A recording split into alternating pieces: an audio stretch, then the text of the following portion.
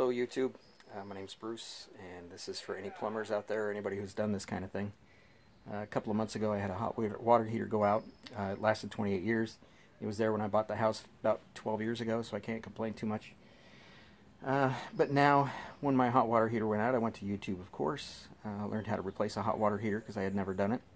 Replaced it about 20 minutes, and then I had no hot water in my house. Come to find out, releasing the pipes from my hot water heater only loosened all the rust in the pipes. You never realize how much rust there is until it gets loose and starts clogging everything.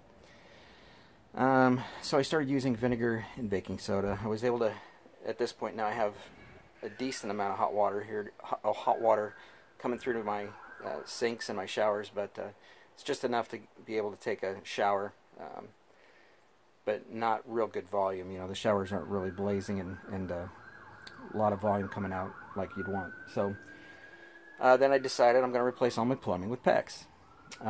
Went to places like Repipe Specialists. They want $8,700 to repipe my whole house.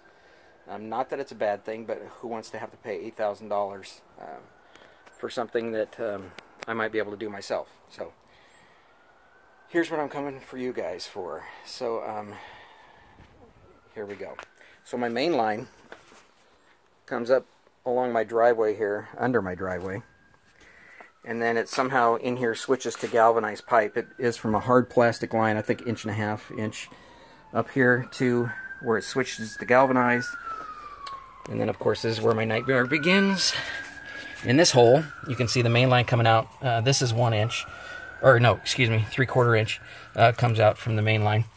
And then in this valve is leaking. Comes up here, tees over. This line's only going to a spigot. You can see the galvanized line coming out of the concrete right there, of course. Comes over to the spigot, but of course when I was using a jackhammer to create my trench to access my line, now I've got a leak in this pipe right over here. But anyway, I've dug a trench with a jackhammer, and comes all the way along this foundation wall here. Comes over here to my hot water heater. The line tees up, comes up to the hot water heater, and I'd also love for someone to tell me, I know that this shuts off the water, but there's some kind of electrical hookup right here, and there's like a hot line and a ground.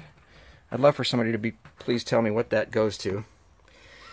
But anyway, cold line comes into the hot water heater. Of course, you know that the hot line comes out, goes back down under the concrete, and then those two lines parallel over here to my washing machine hookups.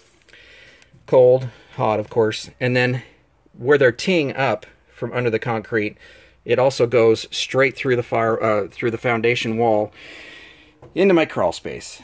And my crawl space isn't so much the problem. I know what I got to do there. I've created a hot water and a cold water manifold for each. Hot water manifold is going to have 6 lines. The cold water is going to have 10.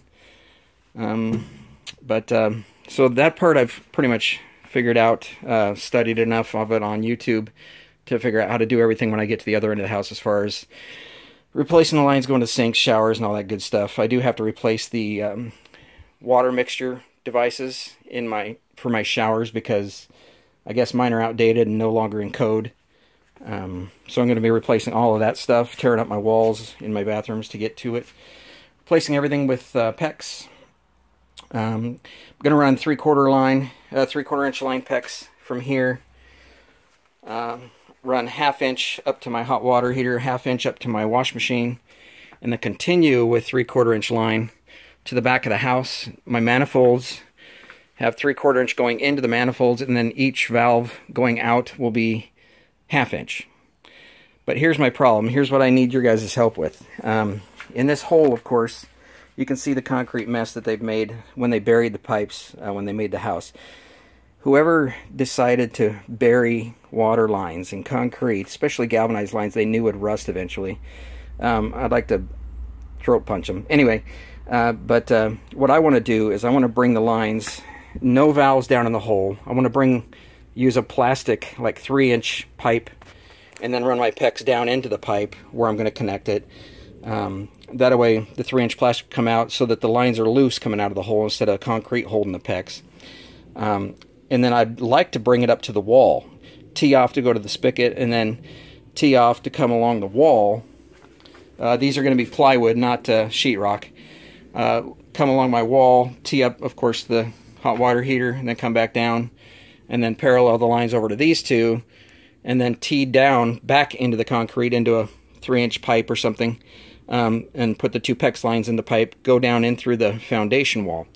I'm just wondering, is it even close to code if I run it along the wall, which would be much cleaner, and it would not be buried in concrete, so that when I fill all this trench along this foundation wall and fill that hole eventually, I'd like to have a solid floor instead of having to worry about ever having to dig it up if I have any plumbing issues again. So is it to code or is it not to code if I have it along the wall, tee over to my spigot, and then tee along the wall, and then go back down to the concrete 10 or 12 feet back, farther down?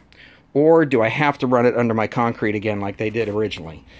So if any of you guys know any coding issues with this, I'd really like your help, because I do want to go to code, but I'd like to make it smarter as far as not having to bury it in concrete and then risk that chance in the future. So I look forward to any suggestions, any help on this. And maybe if this video ever helps anybody, if you have the same dilemma as me, I'd really appreciate any info. So have a good day, and look forward to your suggestions. Thanks.